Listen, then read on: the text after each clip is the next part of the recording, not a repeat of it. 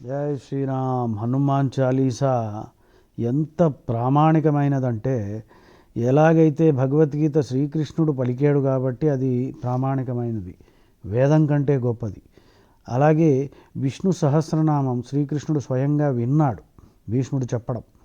అందుకే అది కూడా మళ్ళీ భగవంతుడే విన్నాడు కాబట్టి ప్రామాణికమైంది. తులసీదాసు హనుమాన్ చాలీసా రాసినప్పుడు హనుమంతుడు ఆయన ముందర కూర్చున్నాడట, విన్నాడట, విని ఆశీర్వదించాడు. కాబట్టి ఇది కూడా చాలా ప్రామాణికమైనది. అందులో శక్తి చాలా గొప్పగా ఉంటుంది. కాబట్టి హనుమాన్ చాలీసా రోజు పారాయణం చెయ్యాలి. శ్రీ గురుచరణ సరోజరచ నిజమను ముక్కురు సుధారి భరణౌ రఘువర విమల జసు జోదాయక ఫలచారి బుద్ధిహీనతను జానికే సుమిరవు పవన్ కుమార్ బలబుద్ధి విద్యా దేహు మోహి హరహు కలేశ వికార్. శ్రీ గురు చరణ కమలములోని రజస్సుచే నా మనస్సు యొక్క అద్దాన్ని శుభ్రము చేసుకొని ధర్మార్థ కామ మోక్షములు చతుర్విధ పురుషార్థములు ఇచ్చే శ్రీరామచంద్రుణ్ణి కీర్తించి వర్ణించెదను. బుద్ధిహీనతను జానికే సుమిరవు పవన్ కుమార్ బలబుద్ధి విద్యాదేహు మోహి హరహు కలేశ వికార్. అంటే బుద్ధిహీనతను జానికే. సో బుద్ధిహీనతను జానికే సుమిరవు Pavan Kumar. Realizing that I am void of all wisdom. నాకు బుద్ధి లేదు అని నేను అర్థం చేసుకున్నాను. అయ్యా హనుమంతుడా, నువ్వు కూడా అది అర్థం చేసుకో. బుద్ధిహీనతను జానికై. ఈ తను అంటే ఈ శరీరము బుద్ధి లేకుండా ఉంది. అంటే నాకు బుద్ధి లేదు, బుద్ధి లేకపోవడం వల్లనే మానవ జన్మ దొరికింది. వేదం ఏముంటుంది? ద్వా సుపర్ణ సయుజ సఖాయ సమానం వృక్షం పరిషస్వజాతే తయోరన్య పిప్పలం స్వాద్వతి అనశ్నన్నన్యో అభిచాకశీతి. అంటే రెండు పక్షులు చెట్టు మీద ఉన్నాయి. పైన కూర్చున్న పక్షి పరమాత్మ అన్నమాట. చెట్టు అంటే శరీరం. కింద కొమ్మల మీద గెంతుతూ ఉంది ఒక పక్షి. అది పళ్ళు తింటూ ఉంటుంది. ఒకప్పుడు మంచి తీయ పళ్ళు దొరికితే ఆనందిస్తుంది. ఒకప్పుడు చేదు కారం పులుపు ఏవో తగులుతాయి, ఏడుస్తుంది. అంటే ఈ సుఖ దుఃఖాలు ఇవన్నీ ఎంజాయ్ చేస్తుంది అనమాట కింద పక్షి. ఒకప్పుడు రెండు పక్షులు పైన కూర్చుండేవి. అంటే పరమాత్మ జీవాత్మ నరనారాయణులు. అంటే మన అందరం అనాదిగా శ్రీకృష్ణుడితో ఉండేవాళ్ళం. ప్రకృతి పరమాత్మ జీవాత్మ మూడు అనాది అన్నమాట. పరమాత్మ మనని సృష్టించలేదు. ఎందుకు? మనని కానీ సృష్టించి ఉండుంటే మనం కూడా ఆయనలాగే పర్ఫెక్ట్గా ఉండాలి. కాబట్టి మనము అనాదియే, ఆయన అనాదియే. ప్రకృతి అంటే ఈ మాయ, ఈ సృష్టి ఇదంతా అనాది, బిగినింగ్లెస్, కాజ్లెస్. కానీ ఈ రెండిటి మీద ఆయనకి ఫుల్ కంట్రోల్ ఉంది. అది మన సిద్ధాంతం. అది సనాతన ధర్మంలో ఇంపార్టెంట్ కాన్సెప్ట్. చాలా సింపుల్ లాజికల్ కాన్సెప్ట్. మిగిలిన మతాల్లో భగవంతుడు 7 రోజుల్లో తయారు చేసేయడని, అసలు 7 రోజులు ఎందుకురా, భగవంతుడు తలిస్తే ఇట్లాగా సృష్టి అయిపోవాలన్నమాట. అక్కడే లోపం ఉంది. పైగా ఆయనకి అలిసిపోయి 7వ రోజు ఆయన రెస్ట్ తీసుకున్నాడు కాబట్టి వీళ్ళందరూ ఆ రోజు హోలీడేగా చూస్తారు. అది మూర్ఖత్వమే. ఆయన అలసిపోవడం ఏమిట్రా, కృష్ణుడు అలసిపోవడం ఏమిటి? సో ఇవన్నీ మిగిలిన మతాలు వాళ్ళకి బుద్ధిరహితంగా ఉన్నారనమాట. మనము ఇక్కడ కృష్ణుడు, రాముడు, మన హనుమంతుడితో చెప్పుకుంటున్నాం, అయ్యా నాకు ఒకప్పుడు కృష్ణుడితోటి రాముడితోటి అనమాట, రాముడన్నా కృష్ణుడన్నా శివుడన్నా అంతా ఒకటే కదా, పరమాత్మతోటే నివసించే వాళ్ళం. బుద్ధి చెడిపోయి కిందకి దిగాం, కొమ్మల మీద గెంతుతున్నాము, మనిషి జన్మ ఎత్తాం. అందరూ అది అదృష్టం, మనిషి జన్మ దొరికింది. లేకపోతే 84 యోని అంటారు. 84 lakh క్రీచర్స్ ఉన్నాయి, యోనులు. అంటే రకరకాల పంది, కుక్క, క్రిమి కీటకాలు అన్నిట్లా పుట్టచ్చు. మనిషి జన్మ దొరికింది అంటే చాలా అదృష్టం అన్నమాట. అందుకే వేదం ఏమంటుంది? కఠోపనిషత్తు, ఉత్తిష్ట జాగ్రత్త వరాన్నిబోధత క్షురస్య ధారా నిశితా దురత్యయ. లే, నీకు గొప్ప వరం దొరికింది. ఏమిటా వరము? మనిషిగా పుట్టడమే వరం అన్నమాట. ఈ వరంని ఉపయోగించుకొని మోక్షాన్ని సాధించి మళ్ళీ ఈ పుట్టడము, చావడము, ఈ సైకిల్ ఆఫ్ బర్త్ అండ్ డెత్లో పడకుండా ఈ మనిషి జన్మని ఉపయోగించుకో. కత్తి మీద సాము క్షురస్య ధార అని వేదం చెప్తోంది. అందుకని ఇక్కడ మనం మొరపెట్టుకుంటున్నాం హనుమంతుడితో, అయ్యా నాకు బుద్ధి లేదు, నాకు బలబుద్ధి విద్యా దేహు మోహి, ఈ బలము బుద్ధి విద్య ఇవన్నీ ఇవ్వు తండ్రి, అప్పుడే నేను మోక్షానికి అర్హత్వం పొందుతాను.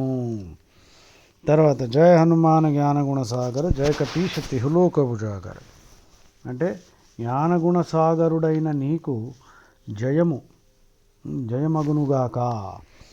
త్రిలోకములను ప్రకాశింపజేయు ఓ కపీశ నీకు జయమగునుగాక. రామదూత అతులిత బలధామ అంజనిపుత్ర పవనసుత నామ. రామదూత సాటిలేని బలమున్నవాడివి, అంజనీసుత పవనసుతుడను పేరు గలవాడివి. మహావీర విక్రమ బజరంగి కుమతి నివార సుమతికేశంగి. మహావీరా, విక్రమస్వరూప, వజ్రము వంటి శరీరము గలవాడ, చెడ్డ బుద్ధిని పోగొట్టువాడా, మంచి బుద్ధి గల వాళ్ళకి తోడ్పడువాడా. తర్వాత కంచనవర్ణ విరాజసువేష కానన కుండల కుంచితకేశ. చేతిలో వజ్రమును ధ్వజమును పట్టుకుని ఉన్నవాడనమాట, విరాజిల్లువాడ. ఆ తర్వాత స్కందమునందు ముంజము జనేవు కలిగినవాడ. కంచనవర్ణ విరాజసువేష కానన కుండల కాదు మహావీర విక్రమ బజరంగి కుమతి నివార సుమతి. కంచనవర్ణ విరాజసువేష కానన కుండల కుంచితకేశ. కుంచితకేశం అంటే ఏమిటి? కంచనవర్ణ అంటే బంగారం వంటి శరీరం ఛాయగలవాడ, మంచి వేషముతో ఎప్పుడూ ఉండేవాడ. కంచనవర్ణ విరాజసువేష కానన కుండల కుంచితకేశ. చెవులకి కుండలములు ఉన్నాయి ధరించినవాడు. జుట్టు ముడి వేసుకుని ఉన్నవాడు అనమాట. హనుమంతుడికి జుట్టు పొడుగ్గా ఉంటుంది అనమాట. మనం కూడా పెంచుకోవచ్చు ఇప్పుడు. అందుకే నేను పెంచుకుంటా. హాద వజ్ర ఔ ధ్వజా విరాజై కాంధే మూంజు జనేవు షాజై. చేతిలో వజ్రము ధ్వజము కలిగి విరాజిల్లువాడ. స్కందమునందు ముంజము అంటే జనేవు వేసుకున్నాడు. ఒకప్పుడు వేదకాలంలో అందరూ జనేవులు వేసుకునేవారు. ఏది యజ్ఞోపవీతం ఉత్తి బ్రాహ్మడే వేసుకోవాలని అక్కడ ఏం లేదు. అది ఒక రిమైండర్ అన్నమాట. మనకి రుణాలు ఉన్నాయన్నమాట. పంచమహాయజ్ఞాలు రోజు చేయాలి, పంచమహాయజ్ఞాలు చెయ్యాలి అన్న రిమైండర్ కోసం యజ్ఞోపవీతం వేశారు. ఏమిటా పంచమహాయజ్ఞాలు? దేవరుణ ఋషిరుణనే బ్రహ్మరుణ అంటారు. బ్రహ్మయజ్ఞ, దేవయజ్ఞ, ఋషియజ్ఞ, పితృయజ్ఞ, మనుష్యయజ్ఞ, భూతయజ్ఞ. దేవయజ్ఞాలంటే దేవతలకి మనం హవిస్సులు ఇస్తూ ఉంటాము. లాస్ ఆఫ్ నేచర్ ఉంటాయి, వాటిని మనం రెస్పెక్ట్ చేయాలి. హవన్ పూజ హవిస్సులు ఇస్తూ ఉంటాం. దానివల్ల ఎయిర్ ప్యూరిఫై అవుతుంది. సైకలాజికల్గా ఇంట్లో కూడా ఒక సాత్వికమైన వాతావరణం ఏర్పడుతుంది. తర్వాత ఋషిరుణ ఆర్ బ్రహ్మరుణ అంటే భగవద్గీత, హనుమాన్ చాలీసా, రామాయణ ఇవన్నీ చదువుకోవాలి. వాళ్ళు జీవితం అంతా ధారపోసి ఇవన్నీ మనకి రాశారు, ఇచ్చారు, తెలుసుకున్నారు. ఎందుకు మనం బాగుపడతామని. మనం ఆ మాత్రమైనా చేయకపోతే అది చాలా తప్పు. కృతజ్ఞత లేకపోవడం అన్నది అంతకంటే దరిద్రం ఇంకోటి ఉండదు. అందుకే లక్ష్మణుడు కృతాజ్ఞే నాస్తి నిష్కృతి అన్నాడు. అంటే కృతజ్ఞత లేకపోవడం అన్నదానికి నిష్కృతి లేదు. ఏ పాపం చేసినా దానికి ఏదో ఉపాయం చెప్తారు, కానీ కృతజ్ఞత లేకుండా ఉండడం అన్న పాపానికి ఉపాయం లేదు. చాలా దారుణమైనదన్నమాట అది. సో తర్వాత ఏది ఇంకేంటి? దేవయజ్ఞ, బ్రహ్మయజ్ఞనే ఋషి యజ్ఞ అని కూడా అంటారు. పితృయజ్ఞ, మన పితృదేవతలు వాళ్ళకి శ్రాద్ధము, తద్దినాలు, పిండాలు ఇవన్నీ ఏవో పెట్టాలి. శాస్త్రం చెప్తోంది. రాముడు కృష్ణుడు కూడా పెట్టారు కాబట్టి దానికి మీద కావాలంటే రీసెర్చ్ చేసుకోవచ్చు.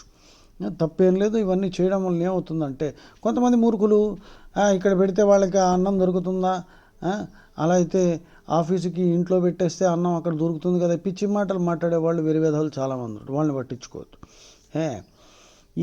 ఇవన్నీ రిచువల్స్లో చాలా ప్రొఫౌండ్ డీప్ గూఢార్థం ఉంటుంది, సిగ్నిఫికెన్స్ ఉంటుంది, సింబాలిజం ఉంటుంది. పైగా మనసంతా భగవంతుడి మీద ఒక సాత్వికమైన వాతావరణం మనం ఏర్పరచుకోవడం వలన సమాజం కూడా బాగుపడుతుంది. చాలా ఉన్నాయి. వెరివేధవులకి ఏమీ తెలియదు. ఇందులో మేకల్ని కోయట్లేదు కదా, రక్తాలు చిమ్మట్లేదు కదా, దరిద్ర పనులు ఏం చేయట్లేదు కదరా. సో తర్వాత మనుష్య యజ్ఞ అంటే అతిథుల్ని, తర్వాత మిగిలిన సమాజానికి మనం ఏమి బాగు చేయగలుగుతాము, ఏమన్నా సమాజానికి మనం ఇవ్వగలుగుతామా, సేవ చేయగలుగుతామా, అది ఎప్పుడూ నిరంతరం ఆలోచించి మన చదువులన్నీ ఏం చదువుకోవాలి, ఏదో ఒక విధంగా మనలో ఉండే టాలెంట్ మనం ఐడెంటిఫై చేసుకొని సమాజానికి ఏదన్నా పనికొచ్చే వస్తువైనా సేవన్నా అందించగలిగితే మోక్షం దొరుకుతుంది. అది తర్వాత అతిథుల్ని సత్కరించాలి. తర్వాత భూతయజ్ఞ అంటే జంతువుల్ని నరికి తినేసి బిర్యానీలు తినడం కాదరా. ఆ మ్లేచ్చులు వెధవలు వాళ్ళు వచ్చారు ఈ దేశానికి, వచ్చిన తర్వాత ఆ బిర్యానీలు చెత్త పెంట అంతా తీసుకొచ్చారు. మన వాళ్ళు ఇవన్నీ తింటున్నారు. పాపం రా బాబు, నరకం. జంతువు బలి చెయ్యకూడదు, మాంసాహారం చెయ్యకూడదు. అలవాటు పడిపోయావా, వదిలే, ఇవాళ నుంచి వదిలే. గట్టిగా హనుమంతుడికి నమస్కారం పెట్టి దరిద్ర పని ఆపు, లేకపోతే పాపం చుట్టుకుంటుంది. అందుకే రోగాలు, యాక్సిడెంట్లు, దారుణమైన చావులు ఇవన్నీ ఉత్తినే రావు. కృతకర్మ క్షయో నాస్తి కల్పకోటి శతైరపి అవశ్యమేవ భోక్తవ్యం కృతం కర్మ శుభాశుభం. మంచి చెడు చేసిన తర్వాత దాని రిజల్ట్స్ భరించాల్సిందే. నెక్స్ట్ 6th శంకర సువన కేసరీనందన తేజప్రతాప మహాజగవందన.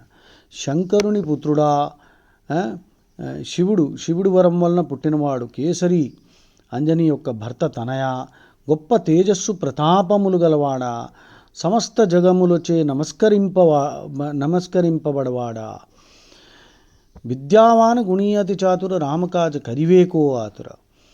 విద్వాంసుడు, నవవ్యాకరణ విద్వాంసుడు, కళ్యాణగుణ చతురత్వము గలవాడు, రామకార్యమును నెరవేర్చుటకు ఆతురత పడువాడు. ప్రభు చరిత్ర సునివేకో రసియా రామలశన అని ఒరిజినల్లో ఉంది. రామలశన సీతామనవసియ, ఇది అవధి భాష కదా. శ్రీరామ ప్రభు చరిత్రమును విను రసికుడా, రామనామ రసికుడు అనమాట. అందుకనే మనం హనుమాన్ చాలీసా చదువుతున్నప్పుడు ఫస్ట్ రామ్ చాలీసా అందుకే చదువుతాం. రాముడి గురించి కీర్తిస్తే హనుమంతుడికి చాలా ఆనందం. ప్రభు చరిత్ర సునివేకో రసియా 8th దోహ అనమాట. ప్రభు చరిత్ర సునివేకో రసియా రామలశన సీతామనవసియ. శ్రీరామ ప్రభు చరితమును విను రసికుడు, సీతారామ లక్ష్మణులను మనస్సున ధరించినవాడా, సూక్ష్మరూపధరి సియహి దిఖావా వికట రూపధరి లంకజరావా. సూక్ష్మరూపమును ధరించి సీతకు కనిపడ్డాడు, తర్వాత లంకలో దూరాడు. వికట రూపం ధరించి లంకను కాల్చాడు. భీమరూపధరి అసురు సమారే రామచంద్రకే కాజు సవారే. భయంకరమైన రూపాన్ని ధరించి రాక్షసులందరినీ చంపాడు, రామచంద్రుని కార్యమును నెరవేర్చాడు. తర్వాత 11th లాయ సజీవన లఖన జియాయే శ్రీరఘువీర హరశివురులాయే. సంజీవని తీసుకొచ్చి లక్ష్మణుణ్ణి బ్రతికించాడు. దానికి శ్రీరాముడు సంతసించి హృదయమున హత్తుకొనెను. రాముడి దగ్గర ఇవ్వడానికి ఏం లేదు కాబట్టి రాముడు కౌగులించుకున్నాడు. మనం కూడా రాముడి కౌగులి పొందడానికి అర్హత పొందాలి మనం. రఘుపతికి నీ బౌత బడాయి తుమ మమ ప్రియ భరత హి సమభాయి. శ్రీరామచంద్రమూర్తి నిన్ను గొప్పగా పొగిడి, సోదరా నీవు నాకు భరతుడితో సమానమైన వాడివి అని చెప్పాడు. సహసవదన తుమరో యశగావై అసకహి శ్రీపతి కంఠలగావై. సహసవదన అంటే నీ కీర్తిని భవిష్యత్తులో అందరూ 1000 నోళ్ళు గానం చేస్తారు. శాస్త్రాలన్నీ హనుమంతుడిని గానం చేస్తున్నాయి. తర్వాత శేషనాగు ఆయన కూడా అంటే లక్ష్మణుడు, అదే రామానుజ మనకి ముచ్చింతలలో ఉంది కదా. శ్రీరామానుజ అంటే ఎవరు? లక్ష్మణుడి అవతారం ఆయన. సో లక్ష్మణుడు శ్రీరామానుజ వీళ్ళందరూ నిన్ను కీర్తిస్తున్నారు నాయన అని అన్నాడు. సనకాదిక బ్రహ్మాది మునీస నారద శారద సహిత హీస. సనకాది దేవర్షులు, బ్రహ్మాది దేవతలు, మునీశ్వరులు, నారదుడు, సరస్వతి, ఆదిశేషుడు, యముడు, కుబేరుడు, దిక్పాలకులు, కవులు, పండితులు అందరూ నీ యశోగానమును చేస్తూ ఉంటారు. యమ కుబేర దిక్పాల జహాతే కవి కోవిద కహీస కై కహాతే. తర్వాత తుమ ఉపకార సుగ్రీవై కీన రామ మిలాయ రాజపద దీన. 16th, నీవు సుగ్రీవుడికి ఉపకారము చేశావు. ఆ సుగ్రీవుడికి సేవకుడుగా మినిస్టర్గా వచ్చాడు. ఎందుకంటే అది ఈయన సూర్యుడికి ఇచ్చిన గురుదక్షిణ అనమాట. హనుమంతుడు గురువు సూర్యుడు. గురుదక్షిణ ఏంటి ఇవ్వాలా అంటే ఏం అక్కర్లేదన్నాడు. కానీ హనుమంతుడు ఇస్తాను అని అంటే అప్పుడు సరే నా కొడుక్కి మంత్రిగా ఉండు అని చెప్పాడు. రామునితో ఆయన సుగ్రీవుణ్ణి కల్పిస్తాడు. తర్వాత ఆయనకి రాజ్య సంపద ఇప్పించాడనమాట.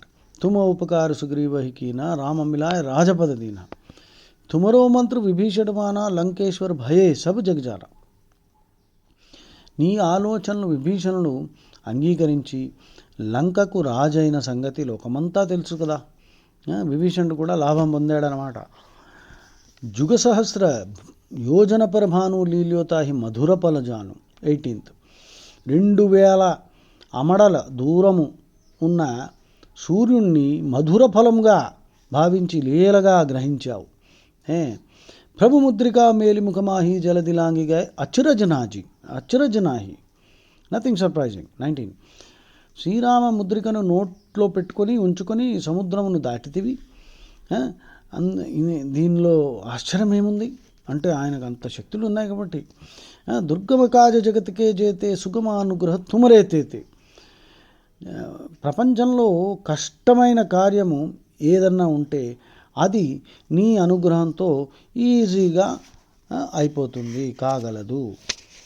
తర్వాత రామదువారే తుమ రఖువారే హోతను ఆజ్ఞ బిను పైసారే. నీవు రామద్వారమునకు సెక్యూరిటీ గార్డు అనమాట. నీ యజ్ఞ లేక లోనికి నీ ఆజ్ఞ లేకపోతే లోనికి వెళ్ళడం వీల్లేదు. అందుకని హనుమంతుడిని మనం పట్టుకుంటే రాముడు మనకు దొరుకుతాడు. సబ్ సుఖ లహై తుమ్హారీ శరణ తుమ్ రక్షక కాహు కోడర్న. నిన్ను శరణు వేడితే సమస్త సుఖములు దొరుకుతాయి. నీవు రక్షకుడుగా ఉంటావు. ఎవరికి భయపడవలసిన అవసరం లేదు మనకప్పుడు. ఆపన తేజ సంహారు ఆపై తీనులోక హాకతే కాపై. నీ తేజస్సు ఎటువంటిదంటే ఒక్క కేక వేస్తే 3 లోకాలు వణికిపోతాయన్నమాట. భూత పిశాచ నికట నహి ఆవే మహావీర జబ్ నామ సునావే. నీ నామం విన్నంత మాత్రాన్నే భూత ప్రేత పిశాచ దుర్మార్గులు అందరూ పారిపోతారు, దగ్గరికి రారు. నాసైరోగ హరై సబ పీడ జపత నిరంతర హనుమతి వీర. నిరంతరము నీ నామ జపం చేయడంతో నా ఒంట్లో ఉండే రోగాలు అన్ని పీడలు అన్నీ పోతాయి. సంకటసే హనుమాను చుడావై మన క్రమ వచన ధ్యానజోలావై. మనోవాక్కాయములుచే ఎప్పుడు హనుమంతుడిని ధ్యానించినచో ఆయన సమస్త సంకటముల నుండి మన్ని బయటపెడతాడు. సంకటసే హనుమాను చుడావై మన క్రమ వచన ధ్యానజోలావై. సబ్ పర రామ తపస్వీ రాజా తినకే కాజ సకలతం సాజా. రాముడు రాజులందరికీ ముకుటము వంటివాడు, తాపసులందరికీ కూడా ప్రభువు వంటివాడు. ఆయన కార్యము అన్నింటినీ నీవు చక్కగా సవరించావు. ఔరు మనోరథ జో కోయిలావై సోయి అమిత జీవన బలుభావై. ఎవరు ఏ మనోరథములు కలిగి ఉన్నను వారికి జీవన ఫలితము అమితముగా లభించును. చారోజుగు ప్రతాప తుమ్హారా హై పరిస్థితి జగత్ ఉజియారా. నీ ప్రతాపము 4 యుగములలోనూ కలదు అని ప్రసిద్ధము కూడా అయినది. దానిచే జగత్తు ఉజ్వలమైనది. సాధు సంతకే తుమ రఖువారే అసురుని కందన రామదులారే. సాధు సజ్జనులకు నీవు రక్షకుడవు, అసురులని రాక్షసుని చంపి రామునికి ప్రియుడు అయ్యావు. తర్వాత 31 అష్టసిద్ధి నవనిధికే దాత అసవరదీన జానకీమాత. అష్టసిద్ధులు నవనిధులు ప్రసాదింపగలుగునటులు జానకీదేవి నీకు వరము ఇచ్చింది. ఆహాహా. 31 చూసుకోండి, మర్చిపోవద్దు. ఆయనకు ఉన్నవి కాదు, ఆయన ఇవ్వగలుగుతాడని చెప్పి సీతాదేవి ఆయనకి వరం ఇచ్చింది. అష్టసిద్ధులు నవనిధులు హనుమంతుడు మనకి ఈజీగా ఇచ్చేస్తాడు. రాముడు కూడా ఇవ్వడు. రాముడు నీకు అర్హత ఉందో లేదో చూస్తాడు. రాముడు చిరునవ్వుతూ ఉంటాడు కానీ, హనుమంతుడు చిరునవ్వుతూ ఉంటాడు కానీ నీకు అర్హత లేకపోతే ఇవ్వడు. హనుమంతుడు నీకు అర్హత లేకపోయినా నీకు అర్హత వచ్చేటట్టు చేసి తొందరగా నీకు ఇచ్చేస్తాడు. అష్టసిద్ధులు అనిమ మహిమ గరిమ లగిమ ప్రాప్తి ప్రకమ్య ఇషిత్వ వశిత్వ అష్టసిద్ధులు, ఇవన్నీ వేరేగా డిస్కస్ చేసుకుందాం. ఆ తర్వాత నవనిధులు కుబేరుడి దగ్గర ఉన్నవి. పద్మ, మహాపద్మ, కుంద, ముకుంద, ఖర్వ, మకర, నీల, శంఖ కచ్చప, ఇవన్నీ కుబేరుడి దగ్గర ఉన్నవి. అవన్నీ సరే, దీని మీద డిస్కషన్ వేరే వీడియో పెడుతున్నాను. ఆ తర్వాత నవనిధులు అంటే భక్తి రకాలు.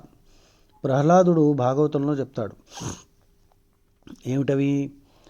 శ్రవణము, వినడము, విన్న తర్వాత స్మరణము, ఆలోచించడం, శ్రవణ మనన నిధిధ్యాసన, ఆలోచించడం. తర్వాత కీర్తన, భజన నేర్చుకోవాలి. ఒక్కటైనా భజన పాడగలగాలి. భజనలు వినాలి, పాడగలగాలి. శ్రవణ స్మరణ, కీర్తన, ఆ తర్వాత అర్చన, వందన, పాదసేవన, దాస్యము, సఖ్యము, ఆత్మ నివేదనము. ఇవి 9. ఇవన్నీ మనకి ఈజీగా రావు. మనం ఏదో దండం పెట్టేసి మొక్కేసి వెళ్ళిపోతూ ఉంటాం. ఇవన్నీ మనకు వచ్చాయనుకో మోక్ష సాధన చాలా ఈజీగా అవుతుంది. అందుకే విశ్వామిత్రుడు దశరథుడిని కలవడానికి వెళ్ళినప్పుడట, మనం ఎవరన్నా కలవడానికి వెళ్ళినప్పుడు హలో హౌ ఆర్ యూ, ఎలా ఉన్నారండి, బాగున్నారా అడుగుతాం కదా. విశ్వామిత్రుడు ఎలా అడిగాడు తెలుసా? మీ మోక్ష సాధన ఎలా జరుగుతోంది అన్నాడు. మనం కూడా అలాగే అడిగితే బాగుంటుందేమో కదా. ఎవరినైనా కలిసినప్పుడు మీ మోక్ష సాధన ఎలా జరుగుతోంది, విచిత్రంగా ఉంటుందేమో. రామ రసాయన తుమరే పాస సదారహో రఘుపతికే దాస. 32 రామరసాయనము నీ దగ్గర ఉన్నది. నీవు రాముడికి శ్రద్ధాళువైన దాసుడు. తుమరే భజన రాముకో పావై జన్మ జన్మకే దుఃఖ బిసరావై. ఎవరైతే నిన్ను భజిస్తారో వారు రామ అనుగ్రహం పొందుతారు, జన్మ జన్మాంతర దుఃఖముల నుండి విముక్తి పొందుతారు. చూసావా, నీ భజన చేస్తే రాముడు అనుగ్రహం దొరుకుతుందని క్లియర్గా చెప్తున్నారు. తుమరే భజన రామకోపావై జన్మ జన్మకే దుఃఖ బిసరావై. నీ భజన చేస్తే రాముడి అనుగ్రహం దొరుకుతుంది. అంతకాల రఘుపర పురుజాయి జహా జన్మ హరి భక్తు కహాయి. 34 అంతకాలం ఎచ్చట జన్మించిన హరిభక్తులు, అంటే మరణం అనంతరము మనం రాముడి దగ్గరికి చేరుకుంటాం. అక్కడ హరిభక్త అన్న పేరుతోటి మనం పిలుస్తారనమాట. ఔరు దేవత చిత్తన ధరి హనుమతి చేయి సర్వసుఖకరై. ఇంకొక దేవతను పూజించడం అంత అవసరం లేదు. హనుమంతుడిని సేవిస్తే సర్వసుఖములు దొరుకుతాయి. సంకట కటై మిటై సబు పీడా జోసుమిరే హనుమతు బలవీర. బలవీరుడగు హనుమంతుడిని తలచిస్తే, జపం చేస్తే, పూజిస్తే సంకటలు, పీడలు, కష్టాలు అన్నీ పోతాయి. జై జై జై హనుమాన్ గుసాయి కృపాకరో గురుదేవికి న్యాయి. హనుమత్ ప్రభువునకు జేజేలు. నీవు గురుదేవుడవై నాపై దయ చూపుము. జో శతబార్ పాఠకర్ కోయి ఛూటహి బంది మహాసుఖ హోయ్. దీనిని 100 సార్లు ఎవరు పఠనం చేయుదురో వారికి బంధములు వీడి సుఖములు కలుగును. జోయహ పడై హనుమాన్ చాలీసా హోయ సిద్ధి సాఖీ గౌరీసా. హనుమాన్ చాలీసా అని స్తోత్రము ఎవరైతే చేస్తారో, పఠిస్తారో వారికి పార్వతీ పరమేశ్వరులు సాక్షిగా సిద్ధి కలుగుతుంది. అంటే పార్వతీ పరమేశ్వరులు ఎష్యూర్ చేస్తున్నారు అన్నమాట. వాళ్ళు సాక్ష్యం వహిస్తున్నారు. అవును, హనుమాన్ చాలీసా చదవడం వలన అన్ని కష్టాలు పోయి అన్ని సుఖాలు వస్తాయి అన్నది శివుడు పార్వతీ పరమేశ్వరులు ఒట్టేసి చెప్తున్నారన్నమాట. తులసీదాసు సదా హరిచేరా కీజయనాథ్ హృదయం మహడేరా. తులసీదాసు ఎల్లప్పుడూ హరిదాసే. ఓ నాథా, నీవు నా హృదయంలో ఉండుము అని ఇది హనుమాన్ చాలీసా అన్నమాట. దోహా ఏమిటి? పవనతనయ సంకటహరణ మంగళమూరతి రూప రామ లఖన సీతా సహిత హృదయ బసహు సురభూప్. ఓ మంగళరూప, సీతారామ లక్ష్మణ సహితుడవై సమస్త సేవలతో నీవు నా హృదయమున ఉండుము. రామాయ రామభద్రాయ రామచంద్రాయ వేదసే రఘునాథాయ నాథాయ సీతాయా పతయే నమః. శ్రీ రాజా రామచంద్ర की जय. जय श्री राम.